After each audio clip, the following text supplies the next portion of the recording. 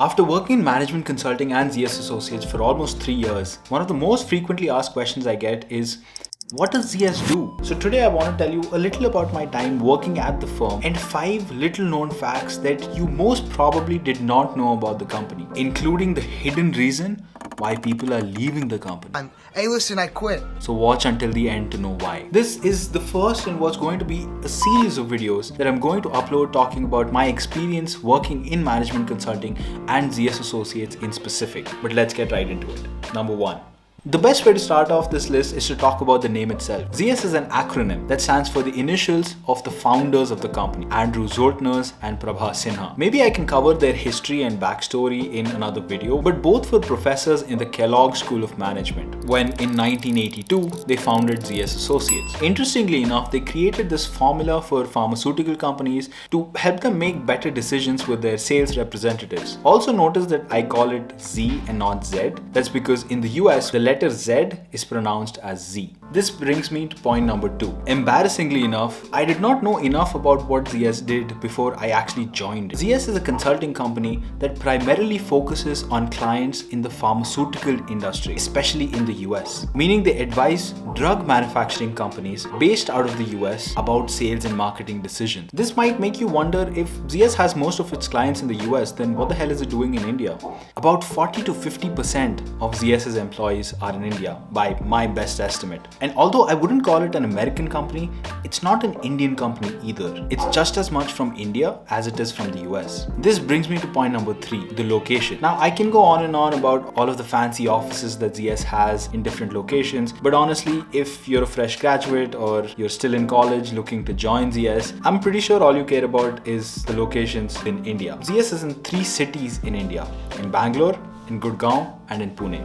Interestingly enough, there are 2 offices in Bangalore, simply because the company grew quite rapidly over the pandemic. That should give you a little indication about the future growth prospects of the firm. I've personally had the opportunity to work in both the Pune and Bangalore offices. 4. The levels. Talking about the firm itself, the levels within ZS are actually pretty straightforward compared to some of the other companies. When you're a fresher, you join as an associate. Then you get promoted to an associate consultant, then a consultant, then a manager, then an associate principal, and finally a principal. The cool part is that ZS is a private company where the principals, who are the APs and the Ps, own the company collectively. This happens in many firms where the top management, called partners, owns the entire company. We also have the system of calling each of the levels by their initials, so you'll hear me say A, AC, C, M, Ps, APs very often, and that's why. The final little known fact about ZS is the people, and more specifically the average age of the people. ZS is a very fast-paced young consulting company, but you might be surprised as to how young. You see, the average age by my best estimate when I was in the Pune office was only somewhere between 24 to 26. Wow, that's young. Which is insane. In my initial years, it genuinely felt like my work was a larger, little more formal college project. But the reason for such a young age is the fact that ZS hires in large volumes for younger roles. And more importantly, the attrition rate for the firm is quite high. Now hold on. You might be like, why is the attrition rate so high? For the people who don't know, attrition rate is the rate at which people leave a company. What the hell? I want to join ZS. Why are you talking about people leaving ZS? Well, having a high attrition rate is not always bad. You see,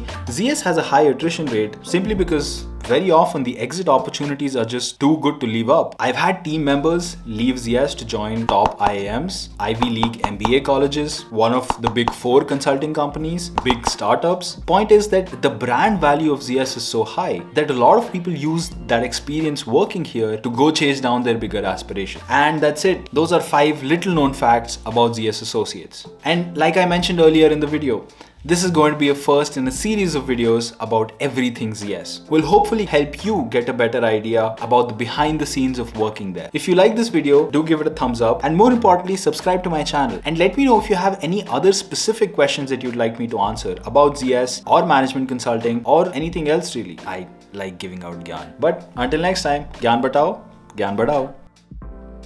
That was the video, guys. I hope you liked it. There has been a little restructuring with my two channels. So I have my personal channel where I'll be mostly posting vlogs, things like that. And I have this channel which is GyaanCentral, where I'll be posting a lot of podcasts, a lot of educational content, everything with Gyan basically. To make this video, I had asked on my Instagram for a little help, and I had promised that the people that do help me are going to get merch in return, and I was not lying. The day I hit 100, I'm going to give all of my first 100 subscribers free GyaanCentral merch. So keep an eye out on my Instagram to help me make more such videos. Subscribe to the channel to enter the giveaway, and a huge shout out to Chandan and everyone else who helped me make this video. That's it for today. I'll see you in the next one.